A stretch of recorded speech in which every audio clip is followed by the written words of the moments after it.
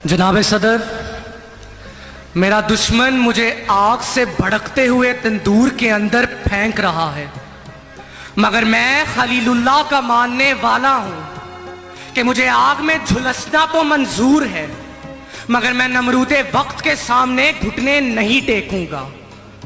जनाब सदर, मेरा दुश्मन मेरी माओं और बहनों की रदाओं तक की कुर्बानियां मांग रहा है, मगर मैं हुसैनी हूं कि मैं ना तो नमरूदे वक्त के सामने घुटने टेकूंगा और अपनी आवाज को बुलंद करूंगा।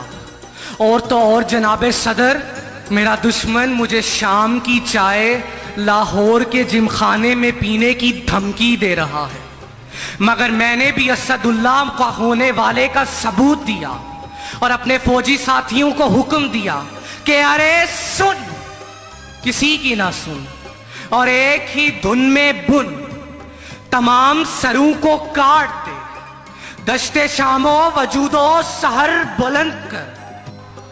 ऐ वतन तूने पुकारा तो लहू खोल उठा, तेरे बेटे तेरे जांबाज चले आते हैं।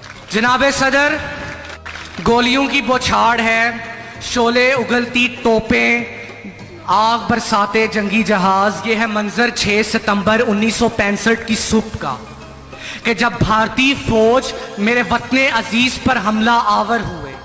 सुबह का नाश्ता लाहौर में करने का ख्वाब लिए, अपनी आंखों में ख्वाब लेकर वो पाकिस्तान की सरहदों में दाखिल हुए। उस अक्ल के अंधे का ये ख्याल था कि पाकिस्तान की फौज घोड़े बेचकर सो रही है, मगर शायद वो ये भूल गया कि शेर सोकर भी शेर ही रहता है। जनाब सदर, मेरा दुश्मन जो कम फहम भी है और खुश फहम भी, उसका ख्याल था कि मैं हरफे गलत की मानित हूं, मगर वो भूल गया कि हम इब्ने रुश्द ही नहीं, हम जाबिर हैं, हम इब्ने खुल्दून तिबरी हैं, हम इब्ने सीना इब्नुल हैसम, हम शायरी में शिराजी हैं, हम नगमागिरी में फिरदौसी हैं, हम हयान हैं निशापुर के, हम नगमागिरी में फिरदौसी हैं, हम शायरी में शिराजी हैं। जनाब सदर, 1965 की जंग में पाकिस्तान की फौज को फतह हासिल हुई तो मेरा दुश्मन ये सोचकर परेशान रह गया कि मेरा ताल्लुक उस कौम से है जो जड़ से जबर मिटाती है, दुश्मन को मार भगाती है। हम तोप से कब घबराते हैं, हम टैग से भी लड़ जाते हैं।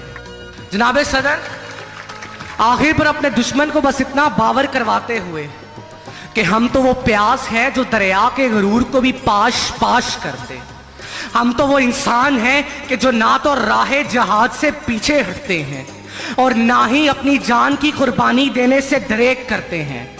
तो फिर ये मत भूल कि अगर तू तलाश करे मुझे महाज पर, तो ढूंढ मुझे तू अपनी जहाज पर।